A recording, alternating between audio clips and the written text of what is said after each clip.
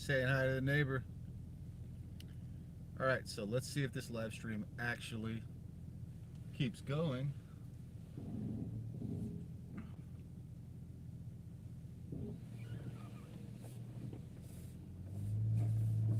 Or if it cancels out when I leave the house here.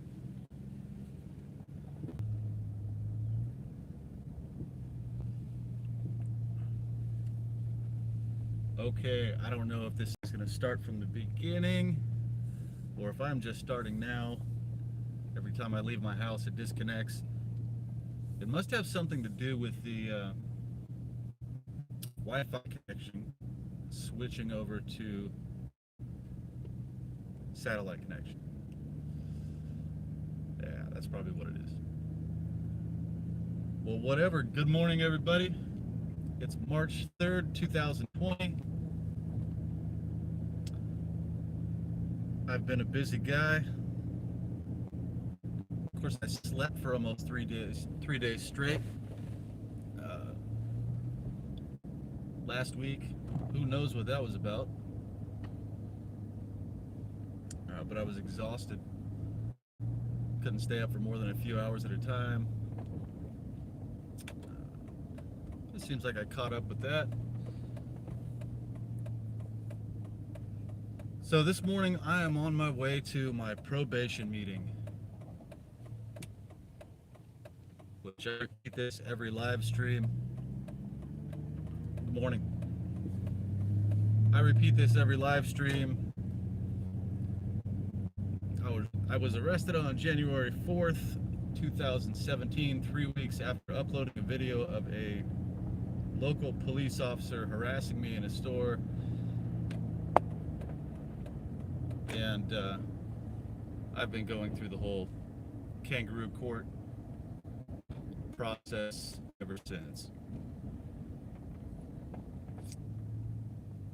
Since then, I have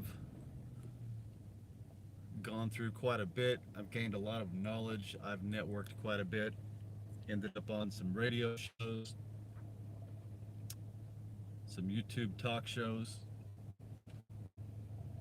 Nothing mainstream, which is perfect because they just lie to us anyway, right? So what can you trust on the mainstream news? Not much. There's a few things. Tucker Carlson seems to get some good information out.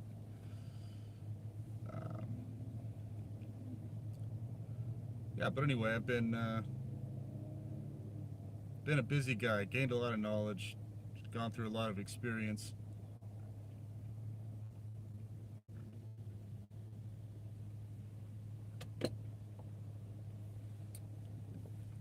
Just basically learned a lot. So one of the shows that I've been on about 5 or 6 months ago was with a talk show host named John B. Wells out of Texas. Awesome guy. Watched his show for a while before I ended up on his show. And I will be the guest on his show this Wednesday, God willing. Let's see, we're in 15 right now. And I'll talk with John about the Weaponized Department of Homeland Security and the Foreign Intelligence Surveillance Act, FISC Court, Foreign Intelligence Surveillance Court, and how American citizens, taxpayers, were duped into believing that these systems were set up to actually catch terrorists. Which, how many have they caught? Probably about as many as I almost said NSA. Who are the guys that pat you down at the airport?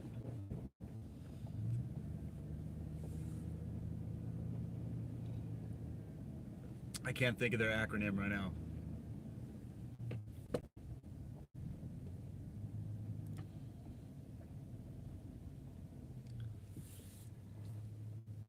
So Anyway, just waiting for some people here. I'm at the grocery store, waiting for some slowpoke to TSA. Thank you.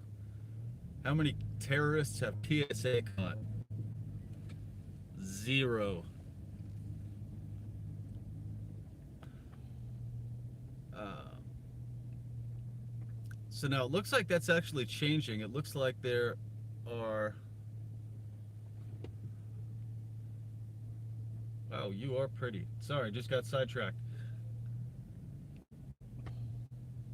Beautiful Latina woman in a nice dress walking by. It's a lady in red, like in the Matrix.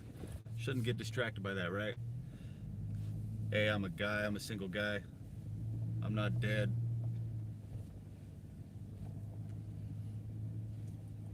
Uh, yeah, it looks like that's changed a little bit. And some actual terrorists are being caught. One got caught here in Phoenix not that long ago, a month ago or so. Let's see, I think I'll park up here. The cameras at the store work up to the third row. Of course, I get a parking spot in the fourth row. Wouldn't you know? So anyway, on John B. Wells' Caravan to Midnight, he's recently interviewed a guy named Philip Haney. Now, Philip Haney worked for the Department of Homeland Security. He was an officer, an investigator, and I guess the way it goes is he started noticing that a lot of terrorists, Islamic terrorists, which not all of them are Islamic. I'm not just pointing a certain religion or ethnicity or anything like that, but were scrubbed off of Department of Homeland Security watch lists.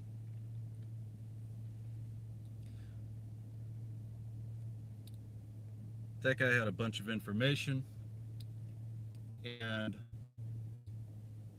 either gave that information personally to William Barr or John Durham or whoever needs it for these investigations, or he had a thumb drive with him when he was murdered, and that was booked into evidence. They have that evidence, and there's a lot of files. I just saw a news piece on that this morning. Good morning, Deborah Kovac. How you doing? Thanks for being here.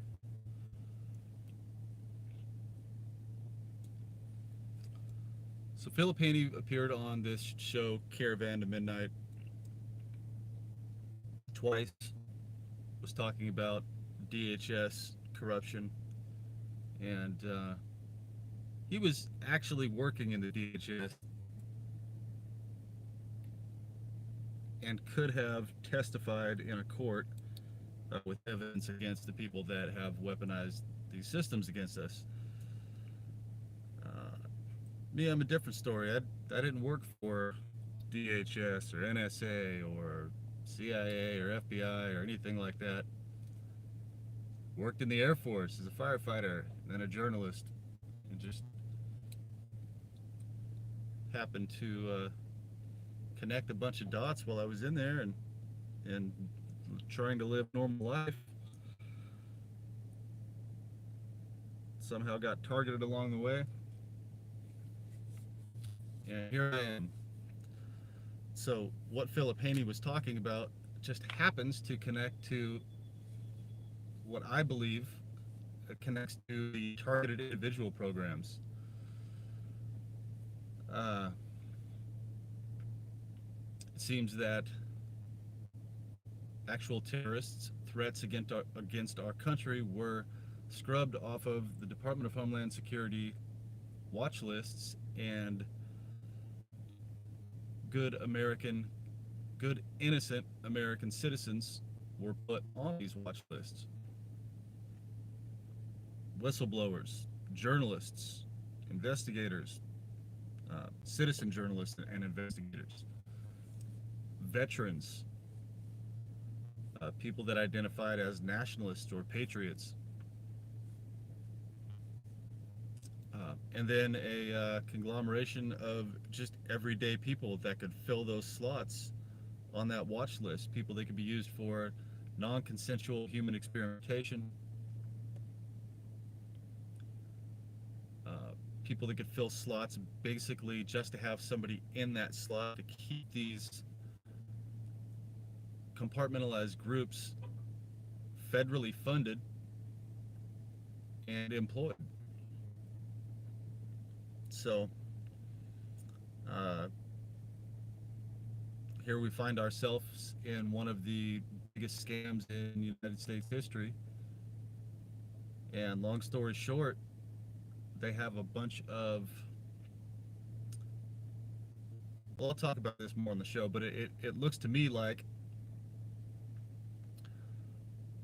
the intel agencies that were complicit from the top disseminated information down to patriot groups who, I call them patriots. I think a lot of these people love their country, but they didn't really pay attention to what the Constitution says, and they weren't in a situation to understand what the full scope of this plan was. So they didn't really understand that they were violating the Constitution, people's rights, and were tricked into. Is that Ruby? Were tricked into participating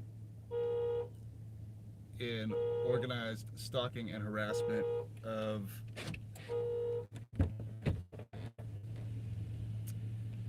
interesting. I think that's my daughter's friend.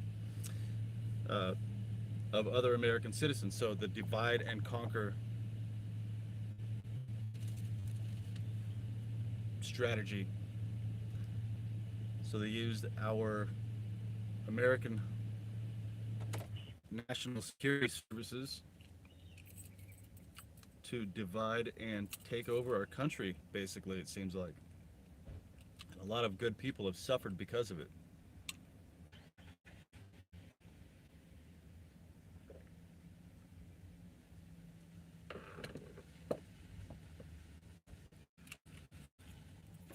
And here I am right in the middle of it. So, all right. Well, I just brought you all with me because I am on my way to my probation meeting. Oh, well, I guess I'll segue into that. Here, I'll just shut this door. I'm on my way to this probation meeting, and each time I go in, there's something different, another hoop that they want me to jump through. And this last time, they basically gave me the final warning: hey, you need to submit to a psychological evaluation.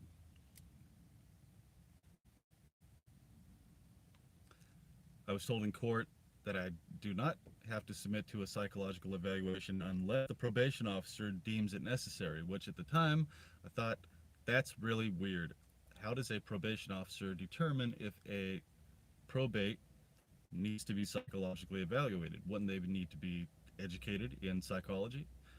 And turns out I was right. The probation officer told me the same thing. He said, I don't make that decision. It says right here in the court papers that you need to be psychologically evaluated. And I said, no, that's I'm getting, this is like the California DMV. You can ask 20 different people the same question, get 20 different answers. And that's pretty much what it seems like going through this court system.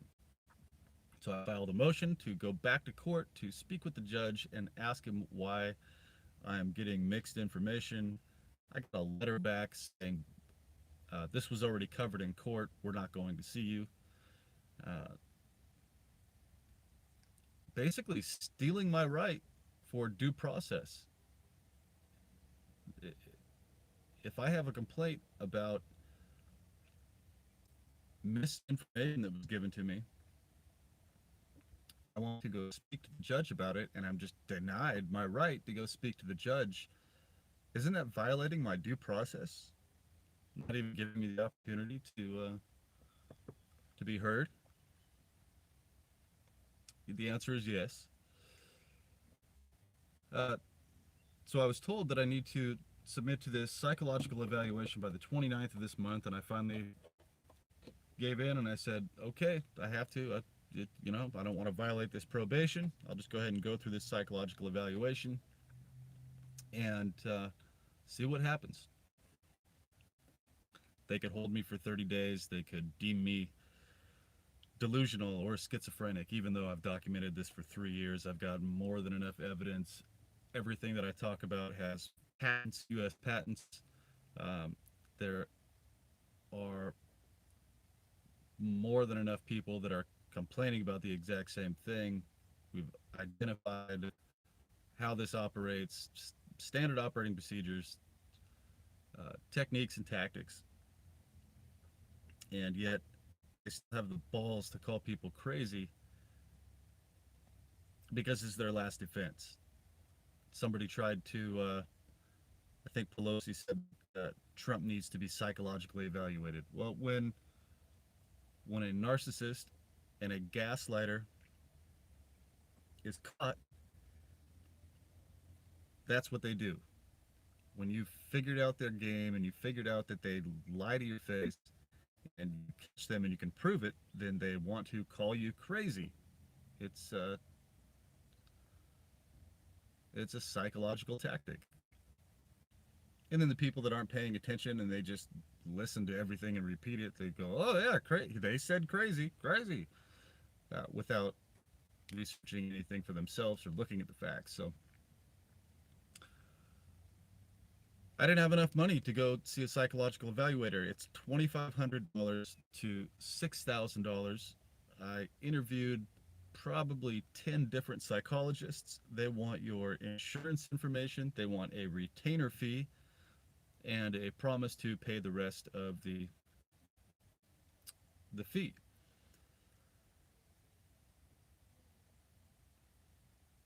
So the probation officer, Adeyemi Akanbi, aka NBI. Hey Adeyemi, how you doing? You probably watch these. I think that's part of your job to keep an eye on your probate. So I hope that you're part of this conversation here. I hope that it's a learning process for both of us. Um, and I'll see you in just a little while here. So I told the probation officer, I can't afford to go do this. How can you guys force me to go to a psychological evaluation that's going to be around $6,000? And finally, he said, "Okay, well here's a phone number you can call, and you can go to this place, and they will give you a psychological evaluation." I said, "Okay, fine. State-funded psychologist. That ought to work out great because they won't be connected to the swamp or part of the system that doesn't want to cross the thin blue line and get targeted like myself." Uh, that's sarcasm if you don't understand sarcasm.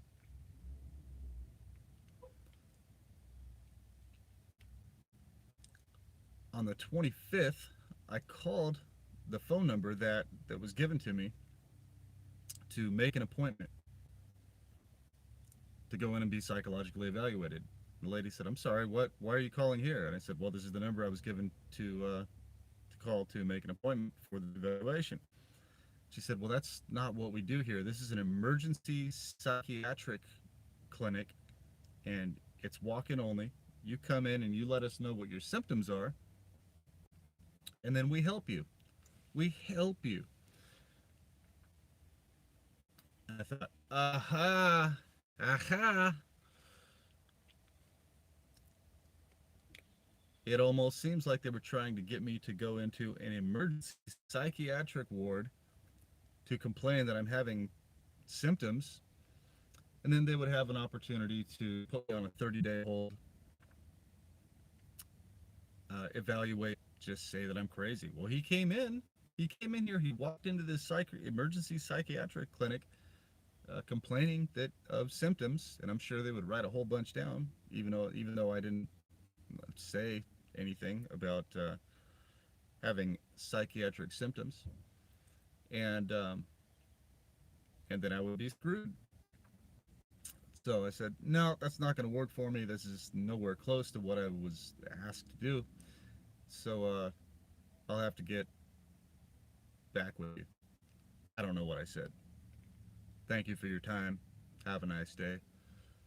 So now I have to go to this probation meeting, and per this form that I signed, I basically violated probation because I didn't go get this psychological evaluation. Well, the facility that I was given the information to is not a facility that administers psychological evaluations.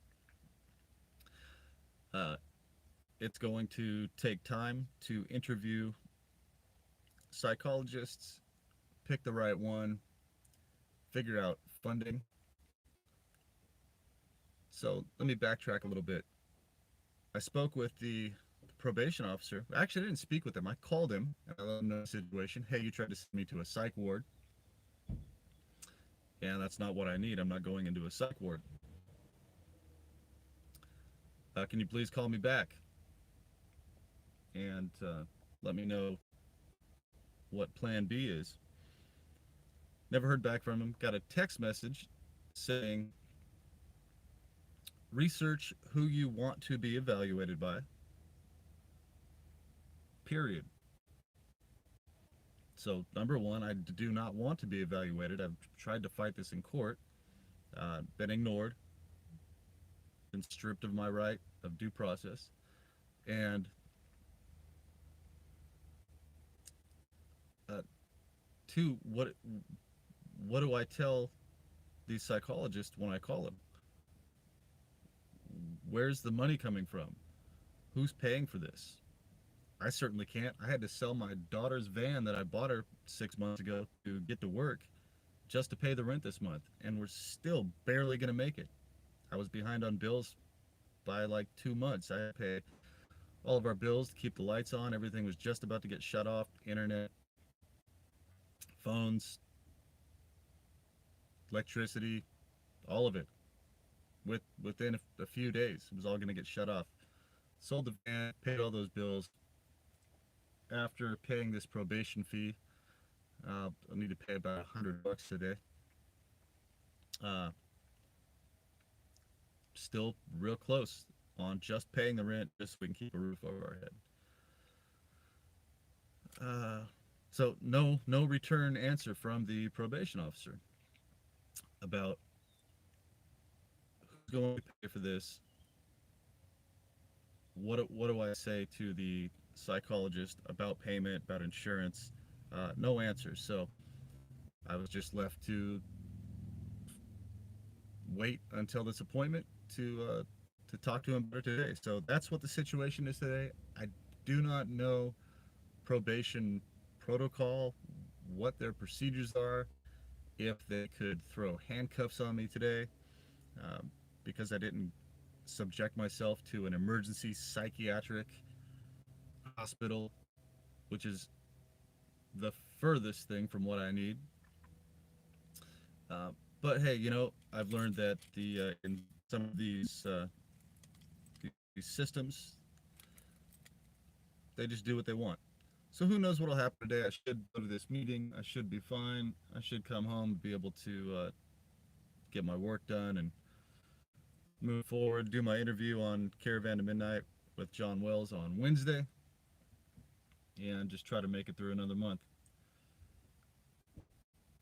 But who knows? Who knows?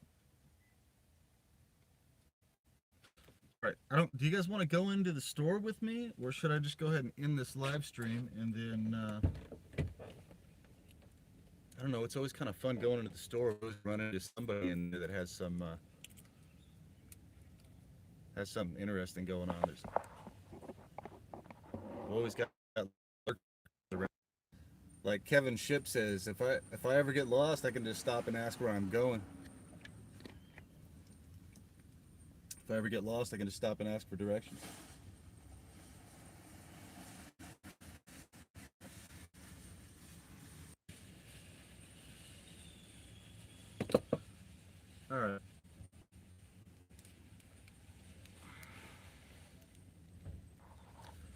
Let's see. Steve Bevins says the clerks run the court. The judge has it all laid out by the clerks by their research on the past. Cases judge only have discretion. I don't know what you even mean by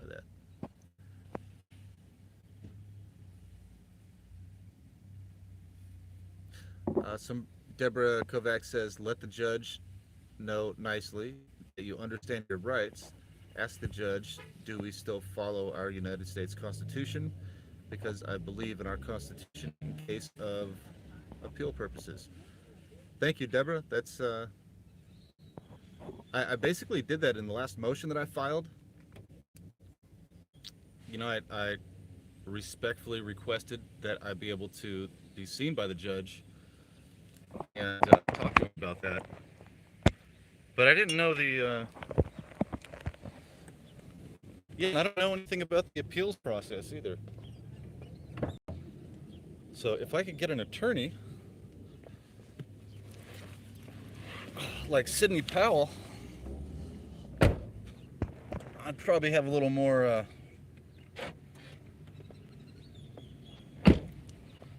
hope in this whole fight. But I'm doing this on my own without a law degree. Had to learn how this whole thing works, and there's a lot to it. Attorneys go to school for a long time to learn how to become an attorney, and I've just had to figure it out on my own over the last few years going through this with misinformation. So here we go. We got some of the lurkers in the store here, and we're gonna have a really good morning. How you doing? Check out the line. You want to say hi to my YouTube channel? Good morning. Tell her hi, everybody. All right. Good morning. All right. So let's go get in this ridiculously long line.